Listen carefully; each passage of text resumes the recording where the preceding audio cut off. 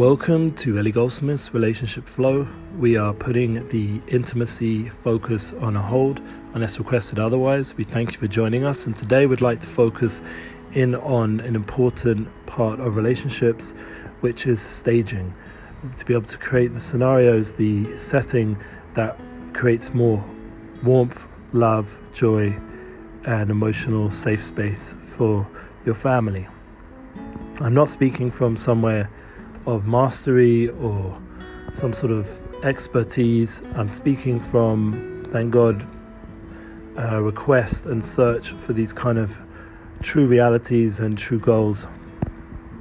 And the truth that's inside of me is, thank God, coming from being around truthful people and truthful experiences. Like right now we're in Chanukah and we're coming up to the climax of Chanukah. So Chanukah is a very spiritual time, and being that it's now the 8th night coming tonight, we have the opportunity to gather together all the lights, all the inspiration that we got from Chanukah, the Shabbos, Parshas Miketz, and really come together like Yosef is gathering together all the resources of the world so that we can go through the tougher times that we've gone through already and going through, and be able to go into the next time period with the renewal and the energy and the light and the joy and the inspiration. So too on a family level, relationship level, we're trying to gather together those family moments, lighting together, singing together, eating together, and thankfully having a soulmate like I do.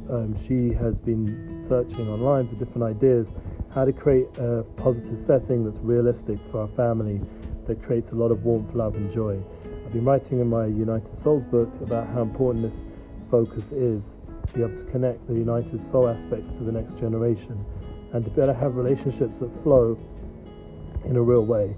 And it's not always easy because, religiously, for example, spiritually, a person always is trying to grow and keep up with the next, Chag, the next festival, with all its different rules and guidelines, and at the same time, on an inner level, trying to draw out the truth and the inspiration, the happiness that's there, and be able to basically not escape, but to enhance one's life. And it's something which is, being someone from growing up not religious at all to someone who seemingly lives a spiritually religious focused life. And I say it seemingly because my goal is actually much more deeper than that, which is to experience the inner aspects of what this creation and what this world is. And the same in the relationships, to be able to, as we spoke about, the intimacy focus, to be able to focus on the soul connection, the intimate spiritual reality, and also how to build it in a realistic way through practical, physical, emotional approaches. But that's the same concept when it comes to creating a setting that the relationship should flow. So thank God, once again, my soulmate was, ahead of the game, and she basically has created a lot of positive experiences over Chanukah, even though we were so tired after creating thank God, a wedding and a bar mitzvah together with our new, groom and our bar mitzvah boy and daughter, who's now, thank God, a bride and already now in her third week of marriage. And it's hard for me to imagine that I'm at that point in life. But the point is that after going through such a tiring and uplifting experience together with the family and friends and the online link-ups that people were able to tune in, then there's a little bit of recovery time needed. And we went straight into Chanukah. Literally the day after the bar mitzvah, we were already in, and the Sheva Brachas, we were already in, Chanukah, the first night of Chanukah, and the second night's already our anniversary, and then here we are already at the climax of Chanukah. And the hope was that during those moments we were able, and thankfully my wife was able to, with the budget that we have based on the reality, and not creating false realities of overspending and over being flashy and all the things that people pre-corona were very consistent in doing. And now, thank God, there's been a slowdown on that, and hopefully we hope will be a correction on that we can actually spend effectively for our simchas, for our times of joy, times of family settings. And she created it again and again, like in the wedding day there was food for everybody so that we didn't all turn up to the wedding all hungry and burnt out already, and my wife had, thank God, had got a delivery from a neighbor who kindly gave bagels, and all these different moments. Same with the bar mitzvah, she created a tremendous setting with the way the food was prepared. And once again, food is a very important part of every relationship, because they always say the way to a man's heart is through his stomach, and all the other sayings, a person comes home from work, etc., etc. And, nowadays, the fact that a lot of women are working as well, so everything is, in a different flow. But the bottom line is that all couples need to have that moment of getting together through food. And Stephen Covey puts in his book, first, family first, but the traditional setting of a family meal is something which is a lost art for many people nowadays. And it's something which, thankfully, when you have Chanukah and you're lighting the candles and everyone's together and there's all the different, the foods that you can eat. So my wife, for example, did an amazing job, my soulmate, in creating food that's easy to eat, like donuts, but they were homemade, delicious ones. And you're not saying everybody can do this, but the point is having finger food and food that's realistic. And say if you're not married and you want to get together with your crew and light together with other people, or even lighting by yourself, the point is create a setting. Don't just hope that you'll feel good just by lighting the candles, because that's thank God, a very spiritual experience.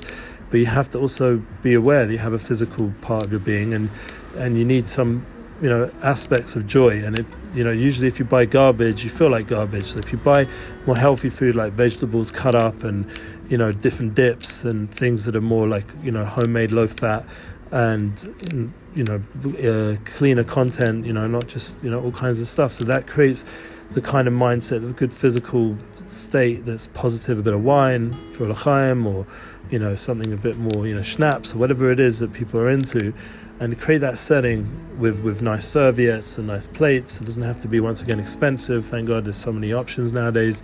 And to be able to set it all up in a way that creates a lot of warmth. And like, for example, we bought a table from a neighbor. Instead of going all the way to IKEA and spending loads of money on some furniture, we were able to go to the neighbor, and when they moved, we bought their little table that goes in the middle of our kitchen. We realized we could use our little bar table, and we were able to do that, and it created a lot of warmth. I'm going to put in the cover photo pictures of donuts that my wife made, they're homemade, and it was so delicious, because not only did it have the inside filling and stuff, but it also had the white chocolate on top, which just together, I don't know how she managed it, but it's the recipe, everything was just like a perfect texture, context, and it just made me so happy. And one of the things is that I'm going through personally like a lot of transition, being that this year wasn't a big Nissan Black Chanukah tour, or we weren't able to travel, so we're doing a lot of online work, and thank God it's going okay. Recommend you checking it out on my other podcast, my Unity Flow podcast, my Brothers of Israel podcast, and there's a lot of positive content there. And the fact I'm writing my book and doing all the music stuff, but the United Souls aspect, this flow has to be aided with real practical physical steps. And that's one of the things I've learned from my soulmate, that you can't just fly off the spiritual worlds and think that that's going to solve your problems. You can't just think you can buy off your family through extravagant way it used to be before Corona, and some people still trying to pull it off now, but big steak dinners with all kinds of cutting boards, and the way that people do smorgasbord and all this crazy overdo with the food and the physicality and the or even emotionally trying to just escape just into Netflix world or whatever it is. The point is that to be able to deal with yourself but create real positive settings to do that in, so that then there's opportunity as a family, as friends, to grow together, to develop a more positive mindset and feel the warmth and love of the soul. There's a fire that's burning on this Chanukah, and the goal is that it should light up the whole year. Like every week we light the Shabbos candles, we'll be doing that tomorrow night, and to just experience that warmth that's created from the Shabbos candles, from the Chanukah candles, from all the Chanukah wicks lighting up together. When we do those Chanukah, we take all the 44 wicks that we use, which is numerical value of dam, of blood, and that idea that we use our whole energy, our whole ability to light up this world. That is our purpose. That is how we connect to the next generation, how we bring the United Souls into our home, into our heart, into our minds.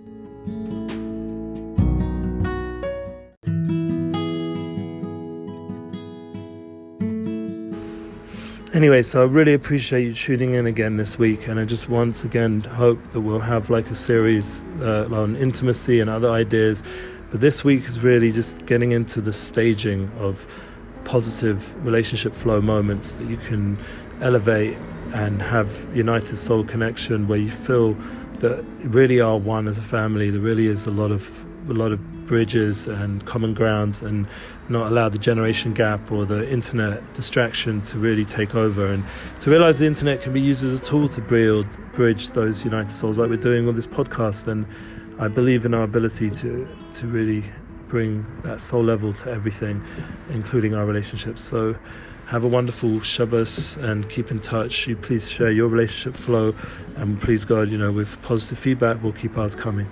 And enjoy those donuts. Not too many, just enough to have a happy rest of Chanukah and a happy New Year.